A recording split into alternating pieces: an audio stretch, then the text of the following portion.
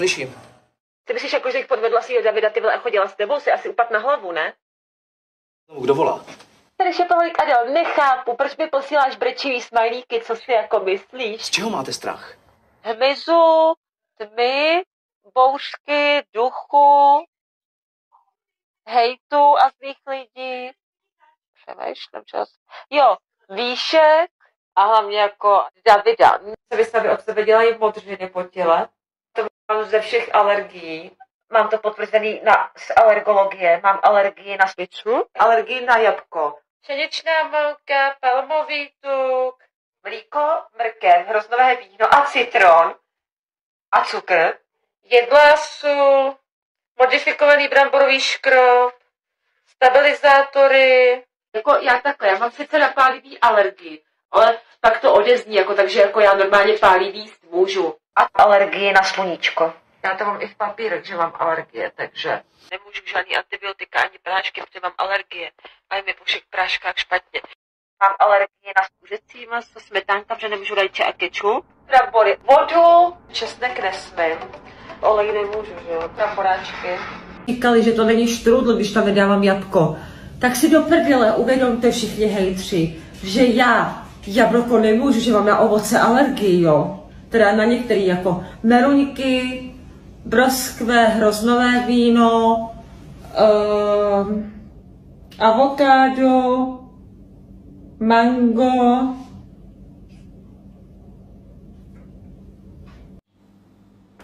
Chtěla říct jednu věc, Zlatíčka. Kdybyste se ptali, co je to leso, tak jsem si rozkrábala pihu. Jsem fakt trbu, takže jsem si rozkrábala pihu.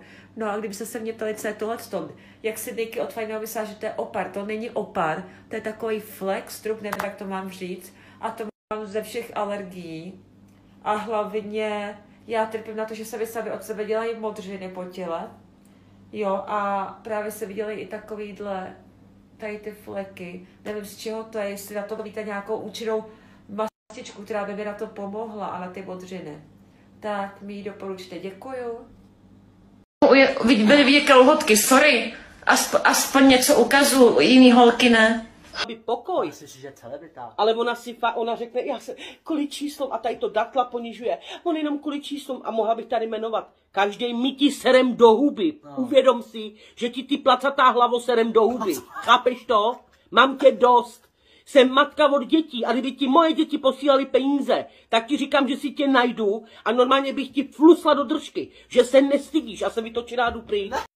Já se těším skvěle a nemám žádného svého favorita. Já se taky těším a nevím, ten program je tak... Ano, bez prší, je to úplně romantika. Totální romantika, děvčata. Když u toho prdíte. Hlavně u toho holky nesmíte prdět, to je pak strašný trapas.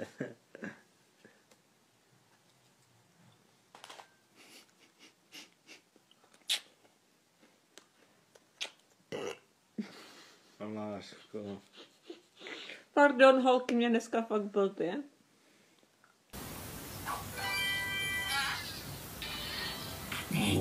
Pardon. To je horší věc, co jsem udělala, za to se nenávidím do dneška, jsem měla ještě králíčka. Jenže on začal dělat prostě takové věci, že já jsem ho v tom pronájmu nemohla mít, protože fakt jako to rušilo i jako sousedy, tohleto prostě já jsem ani nevěděla, jak se od toho králíčka stará, já jsem se ho pořídila a nenaštudovala jsem si prostě, jak se o něj starat. A já jsem se potom stěhovala, v 9 ráno měli vlastně přijet stěhováci a já jsem neviděla prostě, kam mám toho králíka dát, protože ani jako bych nestihla jakoby otevíračku z Verimexu, abych se zeptala, tam jestli někdo nechce. Nikdo by se ode mě asi nekoupil, bylo to prostě všechno narychlo. No a my jsme v noci, jako, aby to neviděli lidi, my jsme ho odvezli, vypustili do lese. Počkej. A to byla největší chyba, co jsem mohla udělat. A to byl králík? To bylo do zimy. Domácí? Jo. Do dneška se za to nenávidím. Prostě a kvůli tomu mě právě ty lidi na tom internetu tak nesnáší, protože víme všichni, že jako zvířata lidi milují a kvůli tomu mě právě nenávidí na tom internetu.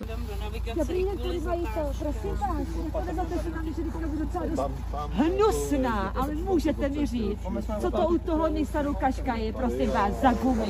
To nejsou zimní gumy, to jsou letní gumy. Co jste mi to dali k tomu autu jako za gumy? Já jsem kvůli vám teď málem nabourala. To chcete mít na svědomí jako bouračku naší? Můžete mi vysvětlit, co jste mi to tam dali za gumy? Já si vás vůbec nebudu ptát. A ty gumy si okamžitě vyměním. Nehodlám kurva přijít o život. No, tam si brát auto. Ale my ho máme 3 měsíce od nich a taky letňáky, zimáky si musí. Já se napsala šéfovi. Jo, tahne nás to na dálnici. Davide, zjistí se to, jak se to jmenuje, toho Nissanu, to neoficiální. No oficiální prostě Nissan, kolik stojí ty gumy. Jo, to se zjistí na to. Ale asi bych chtěla. Tak jakoby ale ke každému autu musíš mít letní i zimní, víš To jo, ale oni nám dali jenom letní, že jo? Nám dali jenom tyhle gumy. No tak zimní si musí A to ještě bylo v opravě, to auto, měsíc jsme byli bez auta. Vemeš si šmudlýho k sobě, nebo ho necháš u Jany? Nechám ho u Jany. Jo. No, doufám, to jak vyřešíme a pořídíme jiný gumy. No, dokoupíš gumy, přizuješ a bude to OK. No, to je prdel. Že ženou jsou 6 až do Bíliny.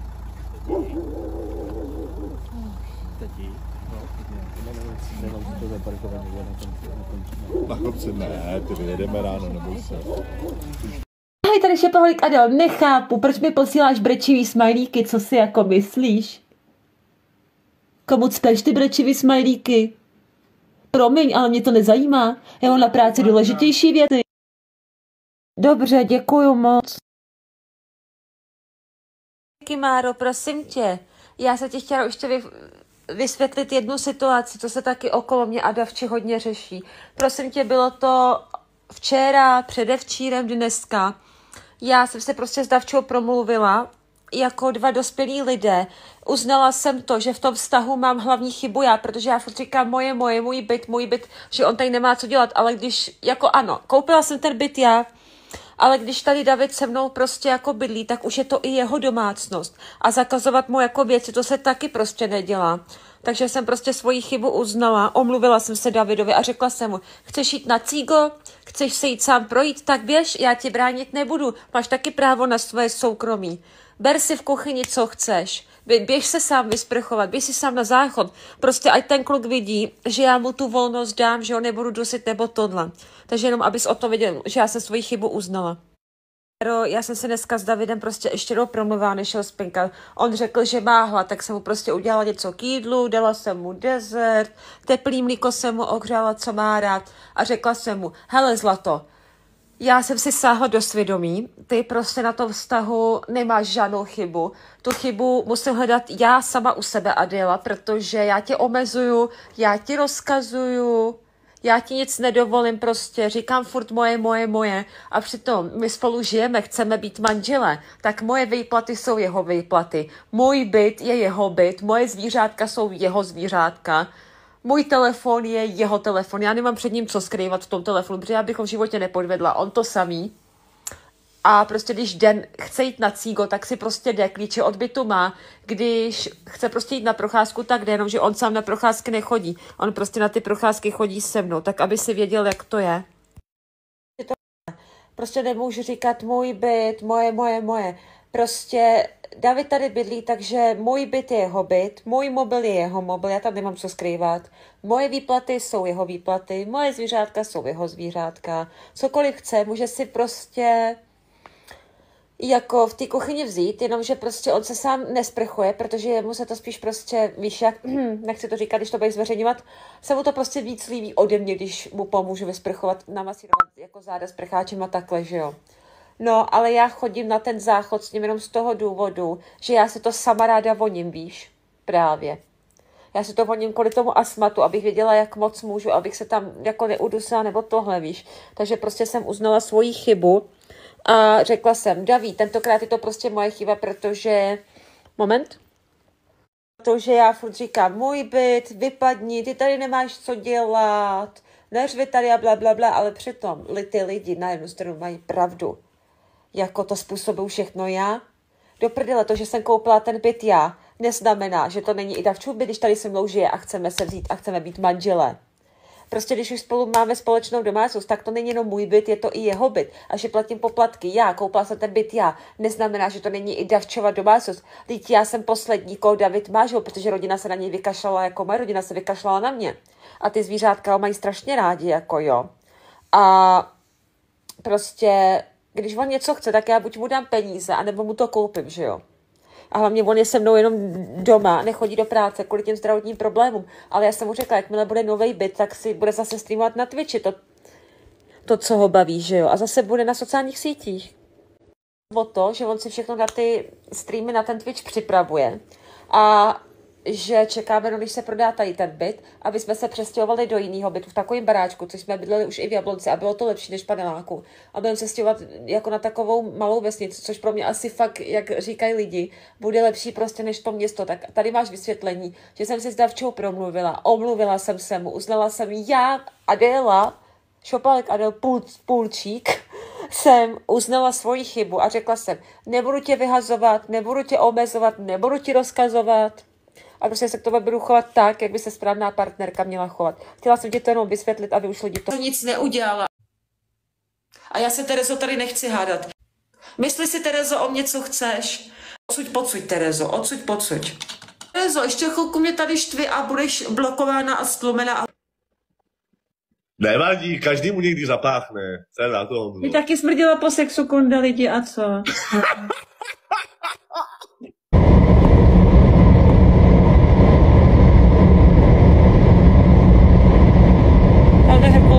Mě to od vás neurazí. Pokud máma u vás zvyklá na takový hustý věci, že mě to neurazí.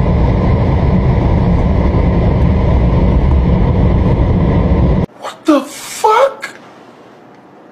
No! Ale já vám to řeknu úplně jednoduše, to vykousávání dělají puberťáci, ale ne dospělí lidi.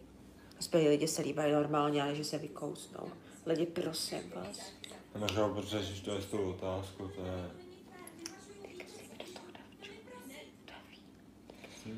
Na co koukáš? Ahoj. Ahoj.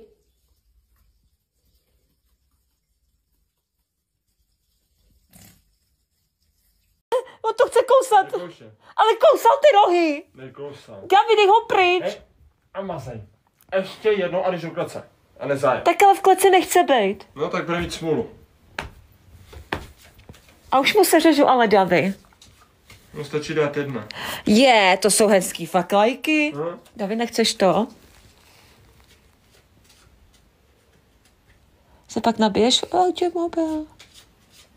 Nebo doma, že jo? Děkuju za tady ty lajky, to je hustý. Jsou fakt hustý ty lajky. A ještě jednou a jdeš do klece. Davy, já vám stream. Nejchod se probíhá. Myslím tebe. Davide, uklidni se. Ahoj, moha. Děkuju za kalendář, zapneš to? Tak lidi, já si udělám ledovou kávu. Potřebuji doplnit kofej, protože dneska musím na poštu. To je jedna věc, musíme na poštu s Honzíkem. Takže budeme stávat ráno a... Pardon, omlouvám se. Prdíky. Takže čauky lidi a zlatíčka.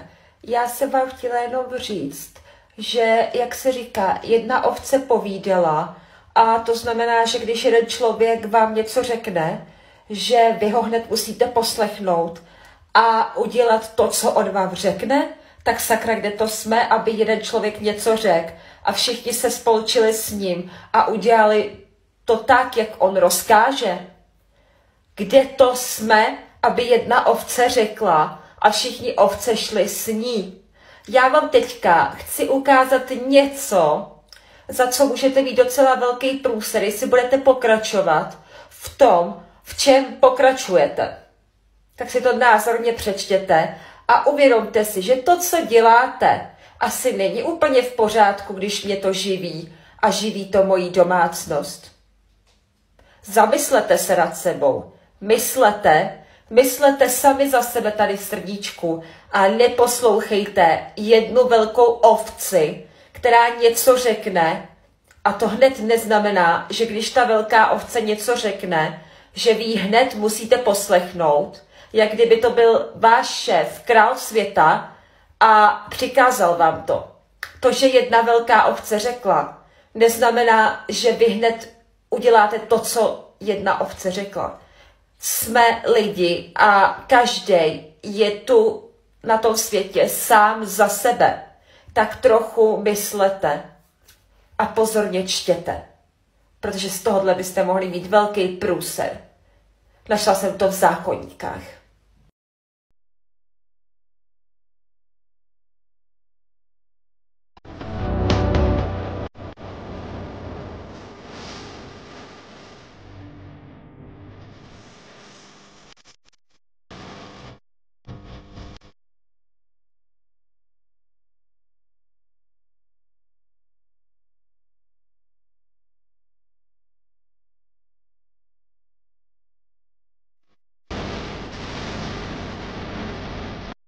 Tvůj David chce mě, psal mi to na Instagramu, jasný.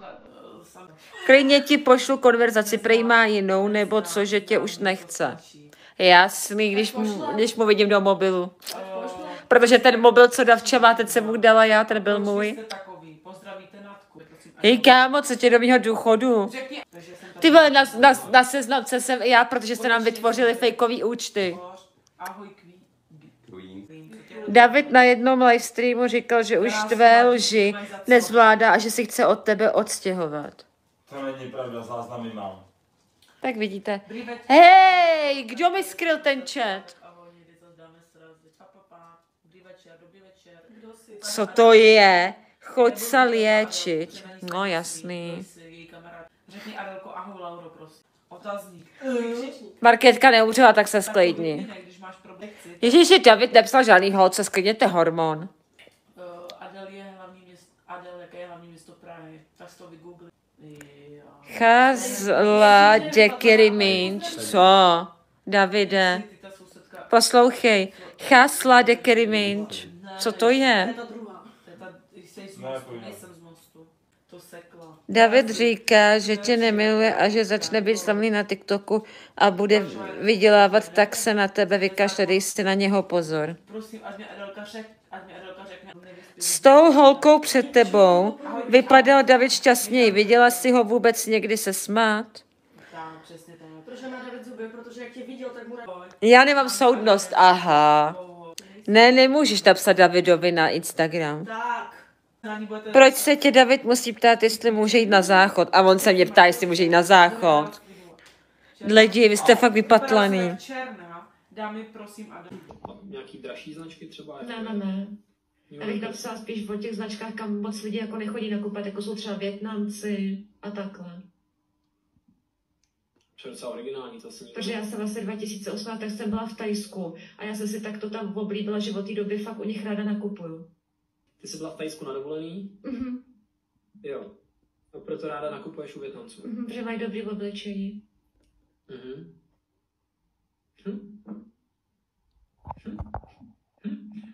Zrazu tanec. Jdi do haly s nějakým tancem.